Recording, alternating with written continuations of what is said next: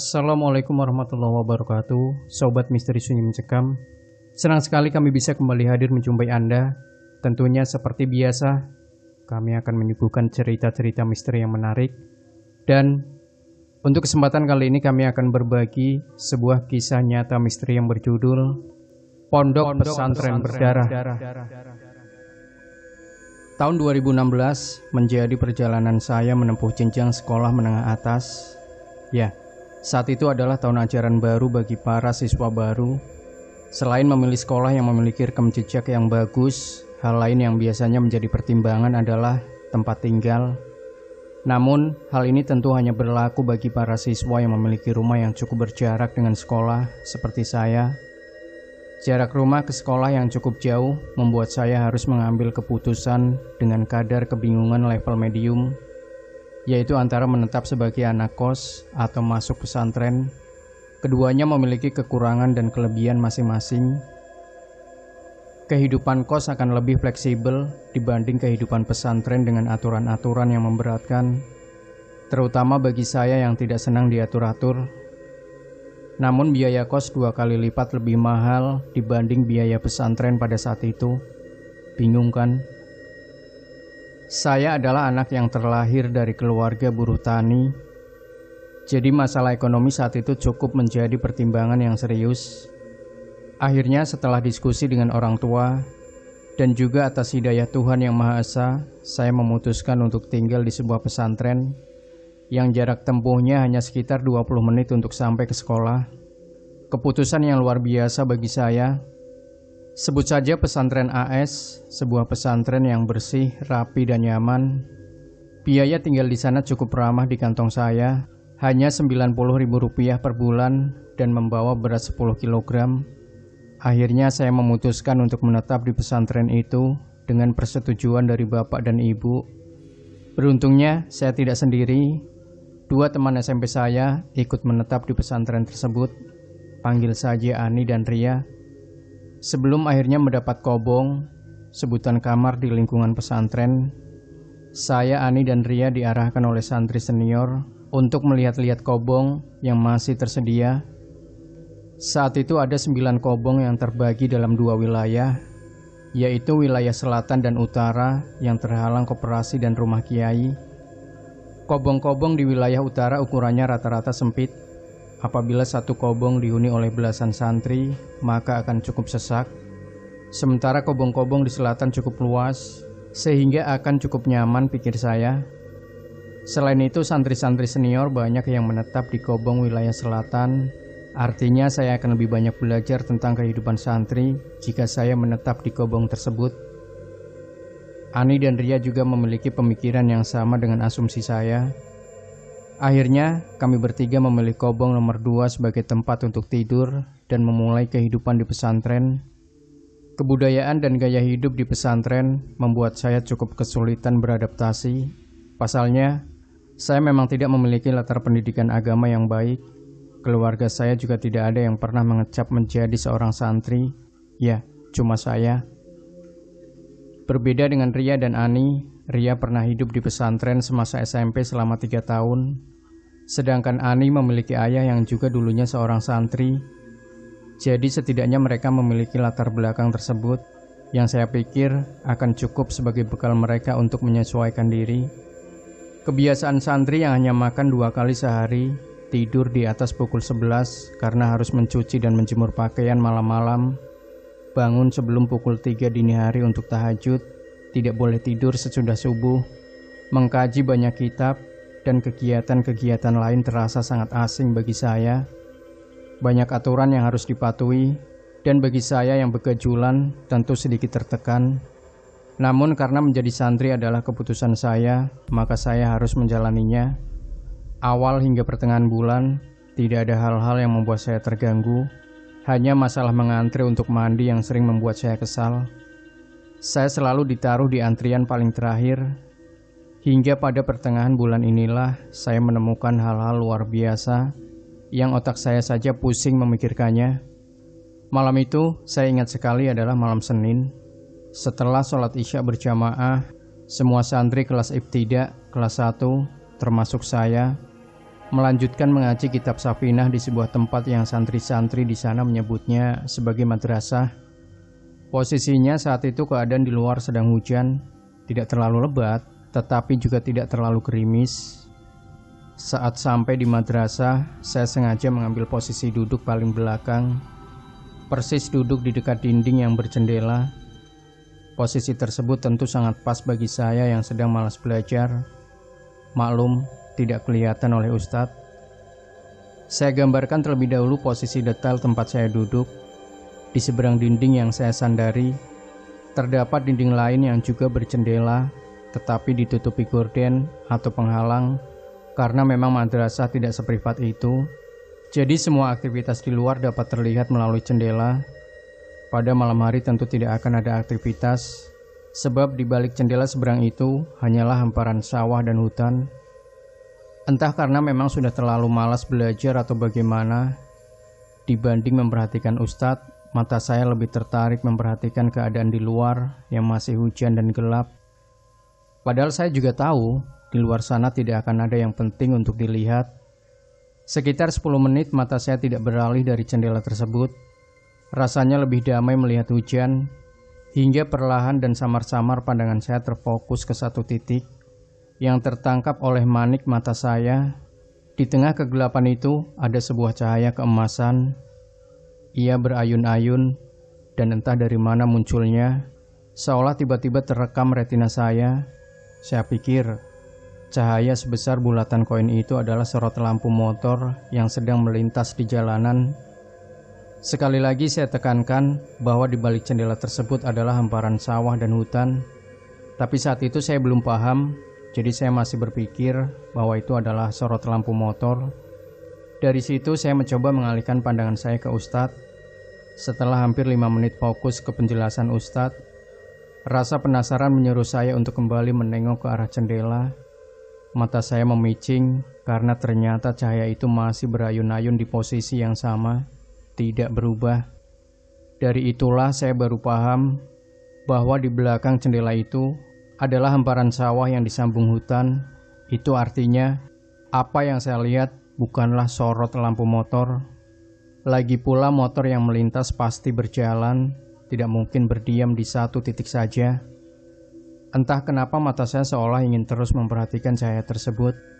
Saya perhatikan dengan seksama. Cahaya itu semakin lama terlihat semakin besar.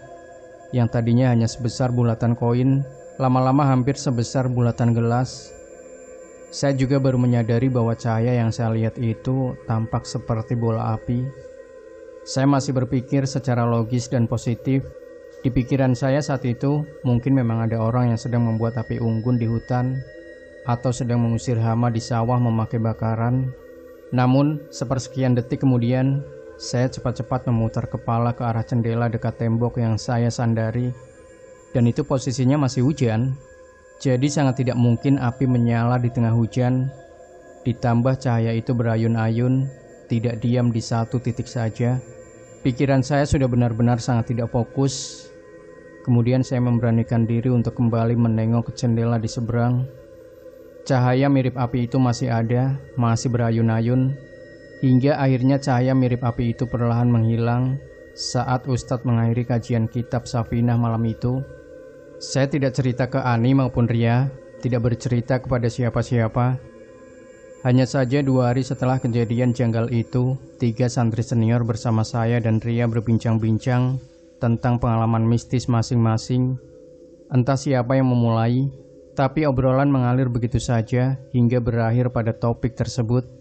Saya, Ria, dan beberapa santri senior di pesantren saling bertukar cerita selepas maghrib. Karena kebetulan semuanya sedang haid, jadi kami tidak ikut ke madrasah maupun ke masjid. Saya, Ria, dan 3 santri senior, sebut saja namanya Kak Ida, Kak Neneng, dan Kak Wulan, mulai menceritakan pengalaman masing-masing. Mulai dari Ria yang pernah diserupai jin, Kak Neneng bertemu dirinya sendiri di kamar mandi rumah sakit, Kak Ida yang selalu dibisiki tiap malam di kamar rumahnya, dan Kak Wulan yang pernah kesurupan, hingga rohnya dibawa ke istana gaib di bawah laut. Sementara saya, yang sama sekali belum pernah mengalami hal mistis, hanya asik mendengarkan. Kamu gak pernah ngalamin hal-hal kayak gitu? Tanya Kak Neneng tidak percaya. Saya mengiyakan, tapi setelah itu saya tiba-tiba teringat dengan kejadian aneh tentang cahaya mirip api yang sebelumnya saya lihat dari jendela di seberang madrasah. Saya tidak terlalu yakin ini masuk ke pengalaman mistis atau bukan, tapi pada akhirnya saya ceritakan kepada 4 orang yang ada di kobong itu secara rinci. Semua santri senior menampilkan wajah yang sedikit terkejut dan saling berpandangan. "Oh, jadinya yang kena itu kamu?" timpal Kak Ida. Saya mengernyit tidak paham. Maksudnya kena apa nih? Batin saya. "Itu cahayanya deket nggak?" tanya Kak Wulan. Saya jawab seadanya, seperti apa yang saya lihat. Faktanya memang cahaya tersebut sebesar bulatan gelas, dan di penglihatan saya terbilang cukup jauh. 3 santri senior itu seperti bernafas lega. Saya semakin bertanya-tanya tentang apa yang sebenarnya saya lihat, dan kenapa reaksi yang mereka berikan seperti tersirat kekhawatiran. Itu bola api. Biasanya menampakkan diri ke salah satu santri yang baru masuk ke pesantren ini. Udah biasa, udah dari dulu. Katanya, kalau bola api itu kelihatan jauh, berarti kamu aman. Tapi, kalau kelihatannya dekat di mata kamu harus hati-hati. Jelas Kak Ida yang jujur itu membuat bulu kuduk saya merinding. Tapi gak usah dipikirin ya, kamu aman kok kalau memang kelihatannya jauh. Kak Neneng menenangkan. Saya hanya mengangguk-ngangguk, padahal saya masih merasa tidak tenang. Pasalnya, setelah bercerita itu, kejadian aneh lagi-lagi saya alami di pesantren ini. Kejadian ini terjadi sekitar pukul 11 malam setelah kami bertukar cerita. Perlu diketahui, ketika sedang haid, saya adalah tipe orang yang selalu merasa tidak nyaman jika tidak ganti pembalut sebelum tidur. Alhasil di pukul 11 malam itu, saat santri-santri lain sedang bercengkrama di kobongnya masing-masing, saya ke kamar mandi yang jaraknya hanya beberapa langkah dari kobong. Posisi kamar mandi pesantren hanya terhalang oleh kobong nomor 1 dan anak tangga yang menuju tempat penjemuran baju. Biar ada gambaran, jadi dari kobong saya menuju kamar mandi itu arahnya berbentuk huruf T, lurus, lalu ada persimpangan kiri dan kanan. Posisi anak tangga itu berada sebelum belok ke arah kiri. Ada 3 kamar mandi di pesantren, 2 di sebelah kiri dan 1 di sebelah kanan. Kamar mandi di sebelah kanan, posisi pintunya tertutup dan terdengar suara gayung yang menyibak air. Artinya ada orang di dalam. Saya menengok ke sebelah kiri yang mana ada 2 kamar mandi, tapi salah satunya sudah tidak berfungsi. Kamar mandi pesantren yang tidak berfungsi itu letaknya persis bersebelahan dengan anak tangga. Sementara kamar mandi yang masih berfungsi adalah yang paling ujung. Kamar mandi yang berfungsi hanya ditutupi gorden, bukan pintu. Dan sama, kamar mandi di ujung itu juga gordennya tertutup, ada sibakan air pula. Alhasil, saya harus menunggu. Saya duduk di anak tangga yang bersebelahan dengan kamar mandi yang rusak itu. 5 menit, 10 menit, belum ada juga yang keluar, baik dari kamar mandi di kanan maupun kiri. Saya yakin orang di kamar mandi sebelah kanan itu sedang mencuci baju karena terdengar suara ember saling beradu. Berbeda dengan kamar mandi di sebelah kiri yang hanya terdengar sibakan air tipis-tipis. Saya tidak tahu orang yang berada di dalamnya sedang apa. Selang beberapa menit, saya kaget karena di depan saya ada aliran air bercampur darah yang asalnya dari arah kiri. Jadi memang tepat di depan saya duduk itu ada semacam selokan. Selokan tersebut adalah tempat mengalirnya air pembuangan dari kamar mandi di sebelah kiri. Jadi kalau misal ada aliran air di selokan itu, artinya ada orang yang sedang mengisi kamar mandi kiri. Saya tidak bisa langsung menengok ke kamar mandi di sebelah kiri, sebab dari anak tangga, tempat saya duduk, yang menghadap alir selokan itu, ada space sekitar 60 cm, dan terhalang tembok kamar mandi yang tidak berfungsi itu.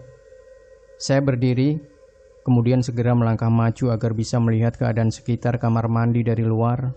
Saya takut jika orang di dalam kamar mandi itu melakukan percobaan bunuh diri atau jatuh dan terbentur sesuatu. Setelah saya maju beberapa langkah dan melihat keadaan dari luar, ternyata memang aliran darah itu berasal dari kamar mandi tersebut. Saya perhatikan dari jauh. aliran darah yang bercampur air itu seperti tersendat-sendat. Dan saat itu saya langsung berpikir bahwa itu adalah aliran darah dari orang yang sedang mencuci darah haid di pembalutnya. Atas pikiran itu, saya lebih merasa tenang. Akhirnya saya kembali duduk di anak tangga dan mata saya terus disajikan aliran darah saat itu. Selang 5 menit, aliran darahnya tidak kunjung berhenti. Batin saya, apa sebanyak itu darah haidnya? Ditambah dengan warna darah yang mengalir itu tidak memudar atau tidak menunjukkan tanda-tanda akan bersih. Saya mulai deg-degan, takut dengan overthinking saya sendiri. Lagi-lagi saya bangkit, kembali memperhatikan aliran darah tersebut dari arah kamar mandi pesantren. Tetap sama, aliran darahnya tetap tersendat-sendat dan warnanya tidak memudar. Akhirnya dengan segenap keberanian, saya mencoba mendekati kamar mandi tersebut. Khawatir saya memang ada kecelakaan di kamar mandi, atau parahnya ada yang melakukan percobaan bunuh diri. Saya juga tidak mau disalahkan karena tidak segera memberitahu ke pihak pondok pesantren. Setelah sampai di pinggir gorden kamar mandi, saya berusaha sesopan mungkin dengan permisi dan menanyakan ada atau tidaknya orang di dalam. Tidak ada jawaban. Saya masih melihat aliran darah itu persis mengalir di sebelah kaki saya. Saya mencoba untuk permisi sekali lagi. Barangkali yang di dalam tidak mendengar, tetap hening. Karena tidak ada jawaban itulah, pada akhirnya saya berani untuk perlahan-lahan membuka gorden kamar mandi. Saya jelaskan bahwa posisi saya saat permisi itu membelakangi gorden. Dari ekor mata, saya tidak melihat orang. Sampai akhirnya saya sibak gorden tersebut dengan satu kali hentakan. Saya langsung balik badan menghadap kamar mandi. Dan apa yang saya lihat, tidak ada apa-apa. Saya menunduk, aliran darah itu pun tidak ada. Saya menengok ke arah selokan tempat darah mengalir itu pun bersih. Tidak ada bau anyir sama sekali. Otak saya blank sebentar, sampai akhirnya saya sadar dan lari menuju kobong. Yang niat awalnya saya ingin mengganti pembalut, tidak jadi. Bodoh amat. Besoknya saya pingsan saat upacara peringatan Hari Guru. Setelah dicek tim medis, tekanan darah saya turun drastis menjadi 70/80. Hingga perawat di pesantren yang memeriksa saya bilang, "Kok di tekanan darah segini masih bisa bertahan ya?" Saya hanya diam. Setelahnya saya demam selama 3 hari dan berlanjut dirawat di rumah sakit karena tekanan darah saya yang tak kunjung naik. Setelah kejadian-kejadian aneh itu juga, saya memutuskan untuk keluar dari pesantren dan memilih kos. Demikian Sobat Misteri Sunyi Mencekam. Jangan lupa berikan komentar Anda, like dan share video ini, subscribe channel Sunyi Mencekam, dan kembali nantikan cerita-cerita misteri terbaru dari kami. Wassalamualaikum warahmatullahi wabarakatuh.